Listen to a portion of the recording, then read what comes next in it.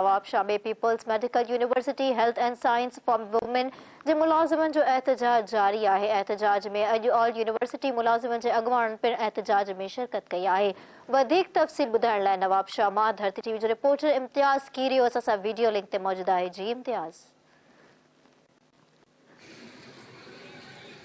जी बिल्कुल तक ॿुधाईंदा हलूं त people's medical university health and science for women जा मुलाज़िम काफ़ी ॾींहंनि खां नवाब शाह प्रेस क्लब ॿाहिरां एहतजाजी अलामती बुख हड़ताल क़ाइमु करे वरिती आहे, जंहिंखे काफ़ी ॾींहं थी चुका आहिनि ऐं मुसलसल हिननि जो एहतजाज आहे। अॼु रोड ते टायरनि खे बाहियूं ॾेई साड़े एहतजाज करे रहिया आहिनि। उन्हनि जे अॻुवाणनि जेको नजफ़ अली शाह आहे उन ऐं ॿियनि ॿुधायो आहे त जेको वाइस चांसलर गुलशन मेमण आहे उहो जेको आहे मुसलसल असां सां नाजाइज़ी करे रहियो आहे। असां जेकी हर 2 सालनि खां पोइ इलेक्शन थींदी आहे मुलाज़िमनि जी, उहा जेकी इलेक्शन आहे नथी कराए ॾिनो वञे।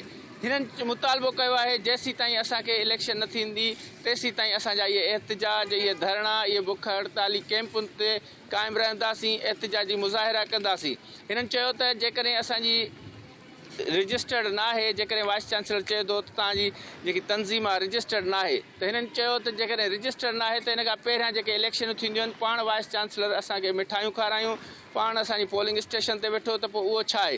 हिननि चयो त इहो पिटो निज़ाम ख़तमु कयो वञे ऐं असांखे पंहिंजो हक़ ॾिनो वञे ऐं जल्द अज़ जल्द असांखे जेको आहे सो इलेक्शन कराइण ॾिनी वञे, न त जेको 11 फेबरवरी ते जेको कॉन्वोकेशन ॾिठल आहे उन में असां एहतजाज कंदासीं। सीएम सिंध जेको पहुचंदो उन जे अॻियां धरणा हणंदासीं, तेसीं ताईं धरणा हणंदासीं जेसि ताईं असांजी ॻाल्हि न मञी वेंदी।